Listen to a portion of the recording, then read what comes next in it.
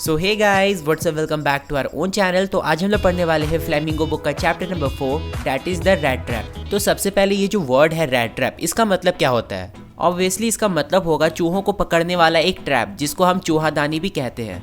And ये जो हमारा कहानी है, ये एक गरीब इंसान के पर्सपेक्टिव से बनाया गया है, जो कि एक रैट ट्रैप सेलर होता है। मतलब ये जो रैट ट्रैप है उसको बेचता है एंड बनाता भी है। एंड इसके अलावा वो कभी कभी पार्ट टाइम चोरी भी कर लेता था। एंड उसे चोरी इसलिए करना पड़ता था क्योंकि ये जो उसका बिजनेस था रैट ट्रैप बनाने का और बेचने का, उतना ज़्यादा प्रॉफिटेबल नहीं था। तो उसको बहुत कम पैसे मिलते थे। एंड भाई, सबको अपना गुजारा करने के लिए, अपना लिवलीहुड को चलाने के लिए पैसे की तो ज़रूरत होती है। तो इसलिए वो चोरी करता था ताकि वो अपना गुजारा कर सके, उसको खाने के लिए खाना मिल सके। इसके अलावा वो काफ़ी फटे पुराने कपड़े पहनता था। एंड उसके जो चीक्स थे वो काफ़ी दबे दबे हुए थे।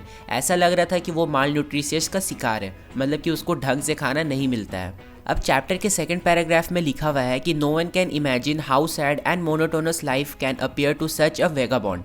अब इसका मतलब ये हुआ कि आप इमेजिन भी नहीं कर सकते कि इनकी जो लाइफ थी, मतलब कि ये जो रैट ट्रैप सेलर था, जो पेडलर था, वो इतना डिफ़िकल्ट, उसका लाइफ इतना डिफ़िकल्ट है। एंड उसे वेगाबॉन्ड बोल करके भी बुलाया गया है। वेगाबॉन्ड का मतलब वो बंदा जिसके पास कोई घर वर ना हो, बेसिकली वो आवारा हो।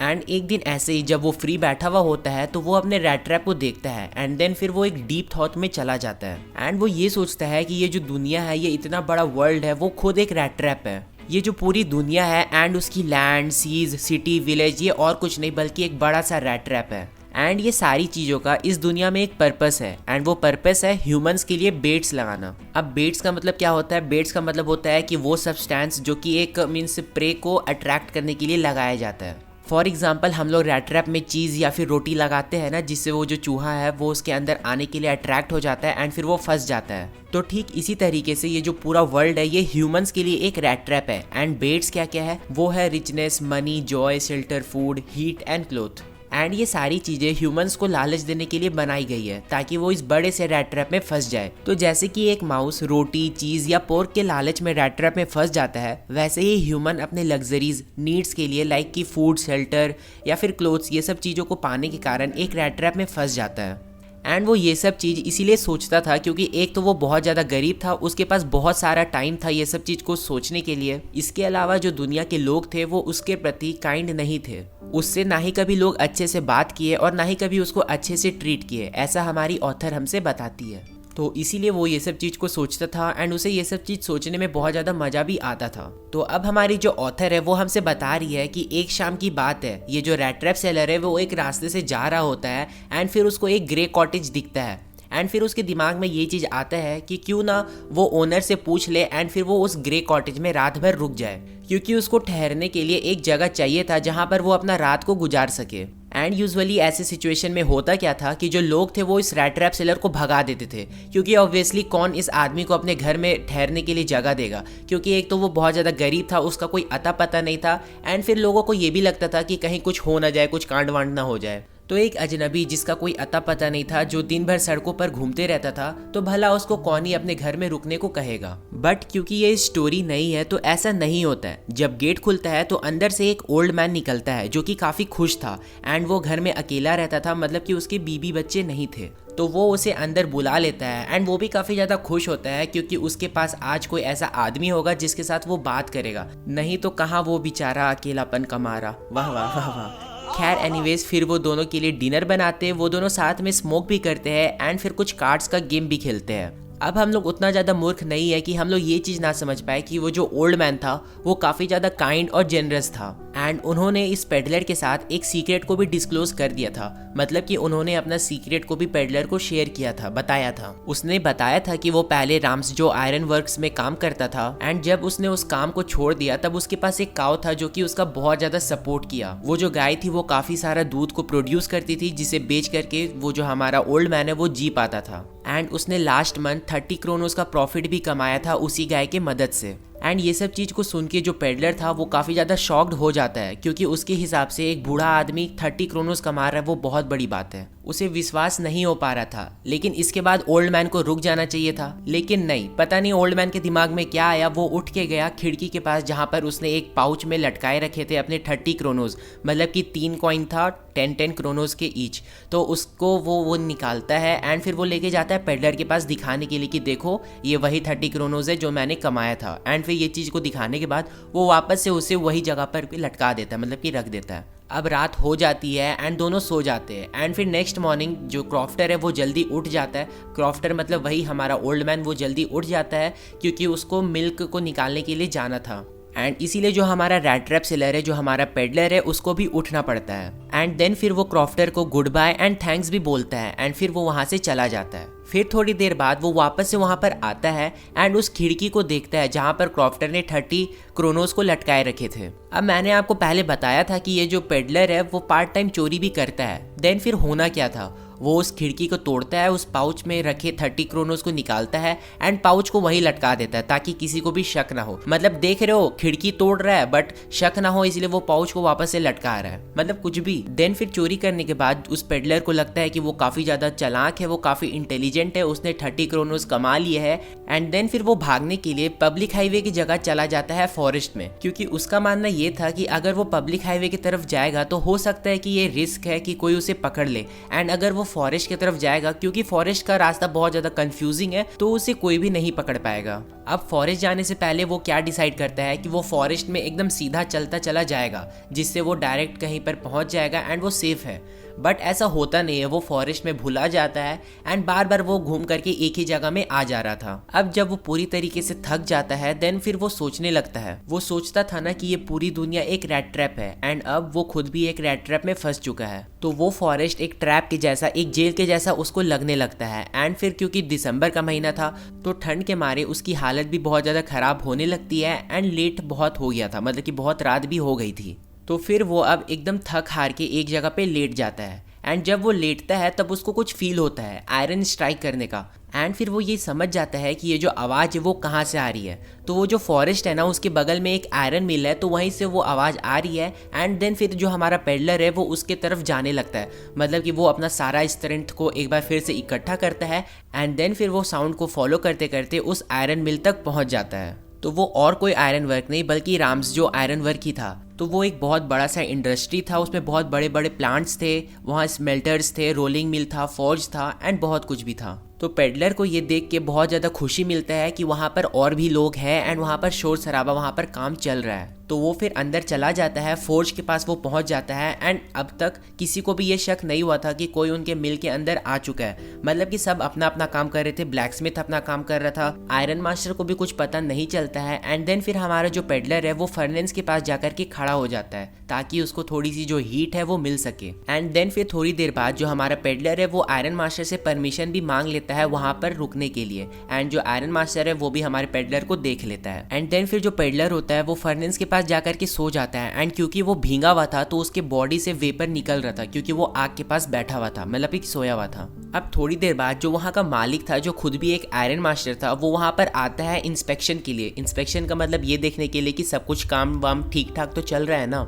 एंड फिर वो देखता है इस पेडलर को एंड क्योंकि वहाँ पर बहुत डार्कनेस थी इसलिए उसको लगता है कि वो और कोई नहीं बल्कि इनका पुराना साथी निल्स ओलोफ है, जिनके साथ ये आर्मी में सेम रेजिमेंट में थे। एंड यहाँ पेडलर कुछ भी नहीं बोलता है, वो ये सोचता है कि अगर ये मेरे को अपना दोस्त समझ बैठा है तो इसको समझने दो, हो सकता है कि ये मुझे कुछ पैसे दे देगा, कुछ क्रोनोस दे देगा। तो वो उसकी गलत फहमी को दूर नहीं करता है। एंड देन फिर आयरन मास्टर अपने दोस्त को इस कंडीशन में देख करके थोड़ा अजीब फील करते हैं, लेकिन सेम टाइम में इनको ये भी लगता है कि जब ये रेजिमेंट से रिजाइन किए थे तो हो सकता है कि उसके बाद इनका डाउनफॉल स्टार्ट हो गया होगा एंड इनका सिचुएशन वर्स्ट होते चली गई होगी।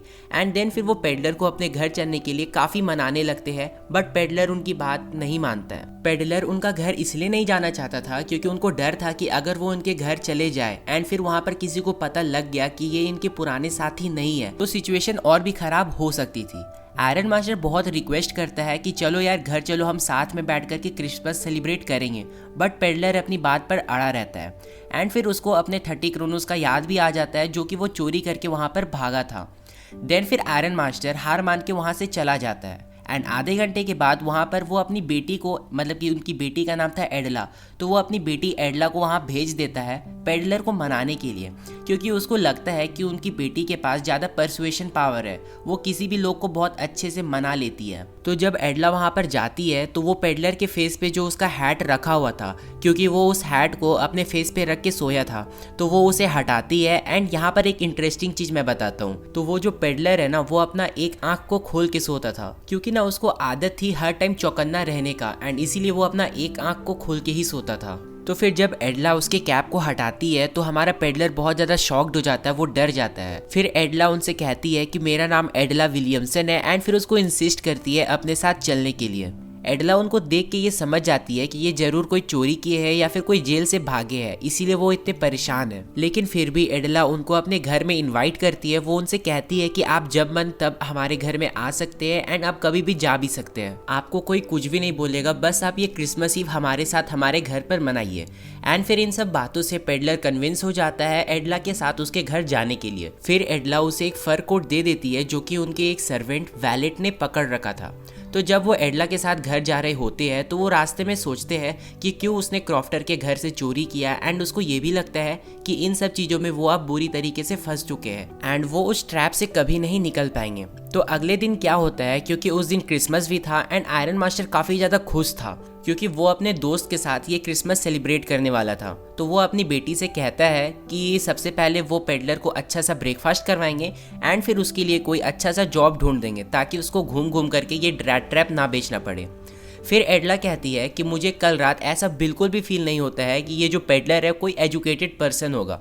फिर उसके फादर कहते हैं कि थोड़ा पेशेंस रखो, एक बार जब ये नहा ले, अच्छा कपड़ा पहन ले, तो फिर तुमको एक नया बंदा देखने को मिलेगा। फिर थोड़ी देर बाद एक दरवाजा खुलता है एंड हमारा पेडलर वहां पर अंदर आता है। अब यहाँ पर जो पेडलर था वो पूरे तरीके से क्लीन और वेल ड्रेस था, क्योंकि जो वैलेट था वहाँ का सर्वेंट, उसने उसको अच्छे तरीके से नहला दिया था, उसके हेयर्स को ट्रिम कर दिया था एंड उनको सेव भी कर दिया था एंड अच्छा सा ड्रेस पहना दिया था। एंड उसने जो सूट पहन रखा था वो और किसी का नहीं बल्कि आयरन मास्टर का ही था। अब वो इतने अच्छे दिखते हैं, लेकिन फिर भी जो आयरन मास्टर है उनको देख करके खुश नहीं होते हैं, क्योंकि अब उनको समझ में आ चुका है कि ये वो बंदा नहीं है जो वो समझ रहे हैं, मतलब कि ये उसके दोस्त ओलेफ नील नहीं है, बल्कि ये तो कोई और इंसान है जिसको वो अपना दोस्त समझ बैठे थे। एंड अब जो हमारा पेडलर है वो भी एक्सेप्ट कर लेता है कि हाँ वो आयरन मास्टर का कोई दोस्त नहीं है, वो तो बस फोर्ज में आया था थोड़ा सा रेस्ट करने के लिए। इसके बाद जो आयरन मास्टर है वो गुस्सा हो जाते हैं एंड उसको धमकी देते हैं कि अब वो पुलिस को बुलाएंगे एंड तुमको पुलिस के हवाले कर देंगे।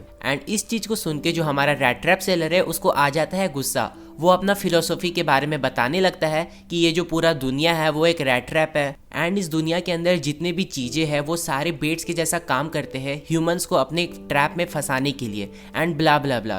वो आयरन मास्टर से कहता है कि अगर पुलिस यहाँ पर आएगी, मेरे को जेल के अंदर डाल देगी, तो तुम आयरन मास्टर ये चीज़ याद रखना कि तुम भी इस दुनिया के रैट ट्रैप में एक दिन फंसने वाले हो एंड तुम्हारे साथ भी ठीक ऐसा ही होगा जो मेरे साथ होगा। एंड इस बात को सुन के जो आयरन मास्टर है वो काफ़ी ज़्यादा हंसने लगते हैं। वो ये भी बोलता है कि मैं तो यहाँ पर बिल्कुल भी नहीं आना चाहता था और ना ही आ रहा था, तुम ही लोगों ने मेरे को फोर्स किया है यहाँ पर बुलाने के लिए एंड फिर तुम मुझे पुलिस के हवाले कर रहे हो। एंड फिर इस बात पे जो आयरन मास्टर है वो कहता है कि चलो ठीक है, मैं पुलिस को तो नहीं बुला रहा हूँ, लेकिन तुम यहाँ से फौरन दफा हो जाओ। फिर यहाँ पर एडला आती है एंड अपने फादर से रिक्वेस्ट करती है कि वो उस ओल्ड मैन को वहाँ पर रुकने दे, क्योंकि आज वो खुश थी कि वो एक होमलेस पर्सन के लिए इतना कुछ करने वाली है। ये भले ही आपके कोई ओल्ड फ्रेंड नहीं है, बट ये एक होमलेस पर्सन है जिसकी मदद हम लोग कर सकते हैं। एंड वो ये भी बोलती है कि ये जो जितने भी पेडलर्स होते हैं वो पूरी दुनिया में इधर उधर घूमते रहते हैं एंड कहीं भी इनको अपने घर जैसा फील नहीं होता है एंड ना ही कोई लोग इनको वेलकम करते हैं।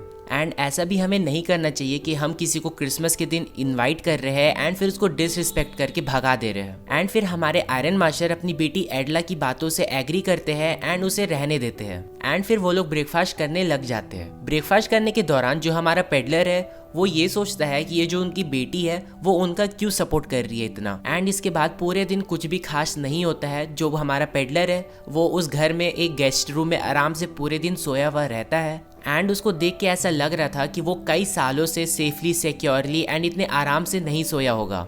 एंड फिर जब क्रिसमस ट्री को लाइट करने का समय आता है तो वो वहाँ पर मीन्स पेडलर वहाँ पर आता है थोड़ी देर रहता है, सब चीज को देखता है एंड फिर तुरंत वहां पर से डिसअपियर हो जाता है। मतलब कि इसके बाद वो वापस से 2 घंटे के लिए सोने चला जाता है एंड फिर डायरेक्ट आता है डिनर करने के लिए। डिनर करने के बाद वो लोगों को thank you and good night कहता है एंड जब वो एडला से ये कहने को आता है तो एडला उनसे कहती है कि ये जो सूट आपने पहन रखा है वो आप रख लो, आप इसे एज अ क्रिसमस प्रेजेंट समझ के रख लो क्योंकि ये मेरे फादर की है एंड अब आप इसे रख सकते हो एंड अगर आप अगले क्रिसमस में भी हमारे घर आना चाहते हैं तो you are most invited. And ये सब चीज को सुन के जो पेडलर है वो बहुत ज्यादा अमेज्ड हो जाता है, वो शॉक्ड हो जाता है। क्यों होता है? वो होता है एडला के इतने अच्छे और काइंड बिहेवियर को देख के, क्योंकि आज से पहले उसको ऐसा ट्रीटमेंट कहीं नहीं मिला है। इसके बाद अगले दिन आयरन मास्टर एंड उसकी बेटी सुबह जल्दी उठ जाते हैं एंड चले जाते हैं चर्च अपना सर्विस देने के लिए, मतलब कि वही प्रेयर या फिर कैंडल जलाने के लिए। एंड इस टाइम पे जो पेडलर है वो सो ही रहा था एंड जब वो लोग चर्च पहुंचते हैं तो उनको ये सुनने को मिलता है कि एक क्रॉफ्टर के घर से 30 क्रोनोस कोई रैट ट्रैप सेलर चोरी करके ले गया है। एंड ये बात को सुन के उन दोनों को काफी बड़ा शॉक लगता है। एडला काफी दुखी हो जाती है, वो दोनों तुरंत अपने घर की तरफ रश करते हैं एंड जब वो लोग लौट रहे थे जो आयरन मास्टर है वो अपनी बेटी से कहता है कि देखो तुमने किस आदमी को हमारे घर पे रोक के रखा है, वो चोर है एंड अभी तक उसने सारा चीज खाली कर दिया होगा, पता नहीं कितना सारा सामान उसने चुरा लिया होगा। एंड जब वो लोग घर पहुंचते हैं तो वो जल्दी से अंदर जाते हैं एंड देन उनको पता चलता है, मतलब कि वैलेट उनको बताता है कि जो रैट ट्रैप सेलर था वो तो चला गया लेकिन वो अपने साथ एक रद्दी भी नहीं लेके गया है एंड साथ ही में उसने मिस विलियमसन मतलब कि एडला के लिए एक प्रेजेंट भी रखा है, एक गिफ्ट भी रखा है। तो जब एडला उस गिफ्ट को खोलती है तो उसे देखकर ही उसके आंखों में आंसू आ जाते हैं। एंड यहाँ पर आप लोगों के लिए एक टास्क है, आपको ये गेस करके बताना है कि वहां पर क्या होगा। इस वीडियो को पॉज करो एंड गेस करके बताओ, अपना अपना ओपिनियन दो कि क्या हो सकता है। तो मैं बता देता हूँ कि उस गिफ्ट के अंदर एक रैट ट्रैप था जिसके अंदर 3 10-10 क्रोनोस के नोट्स रखे हुए थे एंड ये वही नोट्स थे